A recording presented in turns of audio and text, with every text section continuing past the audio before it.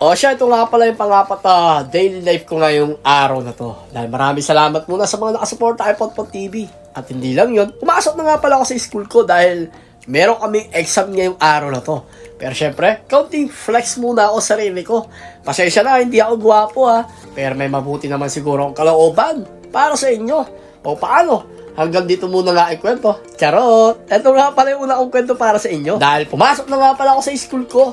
Again, meron nga pala kaming midterm exam. Kailangan kasi talaga namin may pasa yun para paano. Hindi na kami mahirapan sa huling araw. Dahil kapag nagkataon, hindi namin may pasa yun. Nako, maghahabol pa kami ng grade sa aming school. Kaya naman kailangan namin pasa at nagre-review kami ng mga oras na to. Hindi lang nagre-review. May mga ginagawa pa kami mga assignment or case study. Dahil kailangan din namin matapos yung mga bagay na yun. Dahil pag hindi namin matapos yun, yari kami.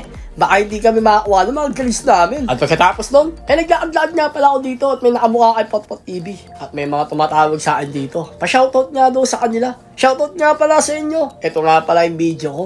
Para sa kanila. Hindi ko lang alam kung anong pangalan nila. O siya. Shoutout sa vlog. Yeah, nag-aaral ka pala dyan? Nag-aaral ka pala? Dito.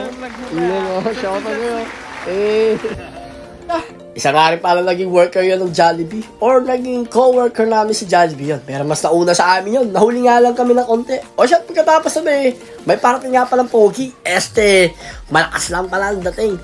Shoutout nga pala kay Kuya JB. Abayan din. At pagkatapos nun, ay pumasok na nga pala ako sa classroom. Shoutout nga pala sa mga klase ko. Hindi ko na masyado pinakita yung mga mukha nila kasi iba sa kanila medyo busy rin sa pagre-review. Again, sa mga kaibigan natin, sa mga tropa pits natin, mag-aral lang tayo ng mabuti.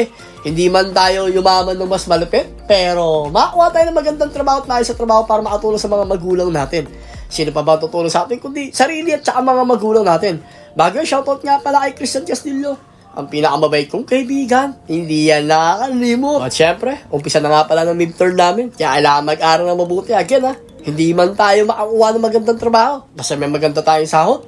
Or may mainam tayong sahod para makatulong sa ating mga magulang. Dahil wala naman makakatulong sa mga magulang nyo kundi sarili nyo lamang. At wala rin makakatulong sa inyo kundi sarili nyo rin lamang.